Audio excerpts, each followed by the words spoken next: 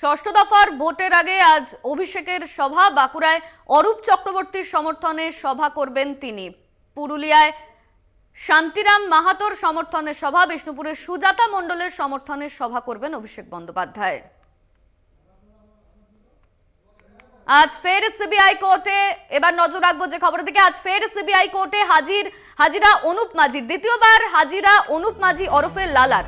Asansol CBI আদালতে পৌঁছয় আধিকারিকেরা। গত সোমবার শর্ত সাপেক্ষে জামিন অনুপ মাঝির। আজ ফের সিবিআই কোর্টে যাচ্ছেন অনুপ মাঝি। দ্বিতীয়বার হাজিরা অনুপ মাঝি ওরফে লালার। গত সোমবার শর্ত সাপেক্ষে জামিন অনুপ মাঝির। আসানসোল আদালতে সিবিআই আধিকারিকেরা। আজ সিবিআই আদালতে অনুপ মাঝি। গত সোমবার শর্ত সাপেক্ষে জামিন অনুপ মাঝির। আজ ফের সিবিআই কোর্টে হাজিরা অনুপ মাঝির ওরফে লালার। আসানসোল সিবিআই আদালতে পৌঁছয় আধিকারিকেরা। গত সোমবার শর্ত সাপেক্ষে জামিন অনুপ মাঝির। দ্বিতীয়বার হাজিরা। এই নিয়ে আমরা বিস্তারিত জানবো। আমাদের সঙ্গে রয়েছেন আমাদের প্রতিনিধি পবিত্র। আজ দ্বিতীয়বার হাজিরা অনুপ মাঝির, ঠিক কি জানা যাচ্ছে? দেখো অনন্য, তোমাকে বলে রাখি যে আজকে আসানসোলে লালার দ্বিতীয়বার হাজিরা, এবং তোমাকে বলে রাখি এই লালার সঙ্গে প্রায় 43 জনের নাম আছে এই কয়লা কাণ্ডে অভিযুক্ত আছেন তারা।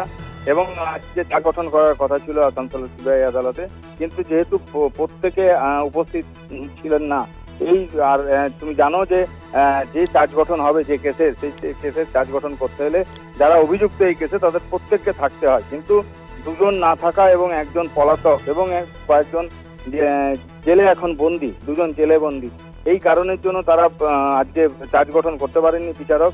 এবং তোমাকে বলে রাখি বিচারক আগামী 3রা জুলাই এই আগামী চার্জ গঠনের জন্য দিন ধার্য করেছেন। এবং তোমাকে জানিয়ে রাখি, তুমি জানো যদিও যে এই যে কয়লা কাণ্ডের বেতাজ বাদশাহ অনুপ মাঝি ওরফে লালা, সে আজকে যে শুনানি, সেই শুনানিতে উপস্থিত ছিলেন।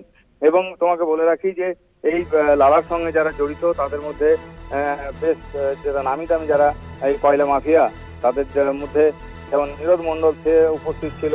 এবং তোমাকে বলে রাখি যে জয়দেব মণ্ডল উপস্থিত আজ না থাকায় বিচারক কথাও বলেন যে জয়দেব মণ্ডলকে আগামী যে 3রা জুলাই সেই যে কোনো অবস্থাতেই তাকে যেন হাজিরা করা হয়। এছাড়াও তোমাকে বলে রাখি যে বিচারক যে সিবিআই এর যে আধিকারিক তাদের উপরে ক্ষুব্ধ হন, কেন সিবিআই তাকে জিজ্ঞেস করেন সিবিআই এর বিচারক যে কতদিন ধরে এই চলবে, এই যে বিচার কতদিন ধরে চলবে, তদন্ত কবে শেষ হবে, চার্জশিট কতদিনে দেওয়া হবে, আদৌ কি চার্জশিট দেওয়া হবে কিনা। তখন সিবিআই এর আধিকারিক বলেন যে আইনজীবী বলে যে আমরা চার্জশিট দেবো, কিন্তু তখন বিচারক বলেন যে চার্জশিট দেওয়া হলে আগামী 3রা জুলাইয়ের মধ্যেই চার্জশিট দিতে হবে এবং এই তদন্তের একটা শেষ জায়গায় নিয়ে যেতে হবে।